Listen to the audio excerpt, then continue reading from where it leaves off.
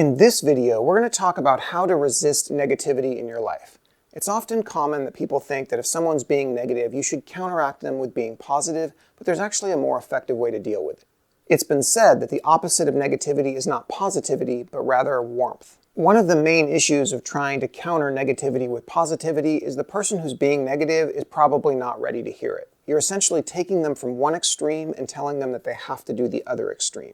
That's not usually going to work. When they say, everything's going to go terribly and my life's going to fall apart, and you respond by saying the exact opposite is going to occur, everything's going to go wonderfully and your life is going to be perfect, it's really hard for them to believe that. They are so far away from that opinion that this seems completely irrational and impossible.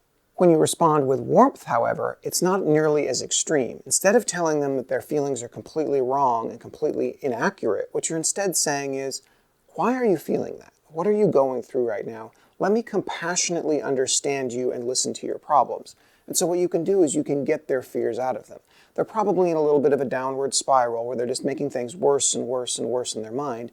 And if you talk to them, you can get at the root fears and find out what's actually going on in their mind. When you respond to people with warmth, they have a tendency to trust you. They're more likely to share their deeper, more inner thoughts. And that's important because this negative thing that they have going on right now probably is based on certain key strands of negative thoughts that you can get at. They have certain inadequacies, they have certain doubts, they have certain experiences they've had in the past that make them think that this is also going to be bad.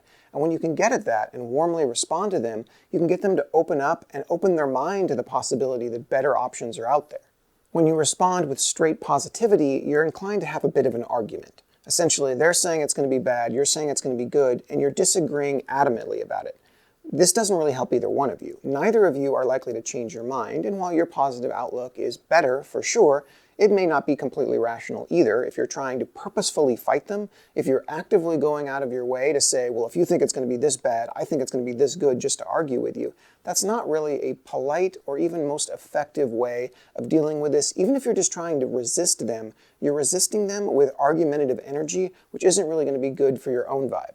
But when you reply to them with warmth, you're not putting on this fighting attitude, which both will make them less likely to fight back and will make you less hostile in your own mind. You don't really want to be going through the world fighting other people's energies. That's exhausting. You want to be going through the world just living your own life and not even absorbing their energies, but just dealing with it. When you're warm, you can listen to other people's problems and they just kind of flow over you because you're not fighting them. You're not incorporating them into your own being.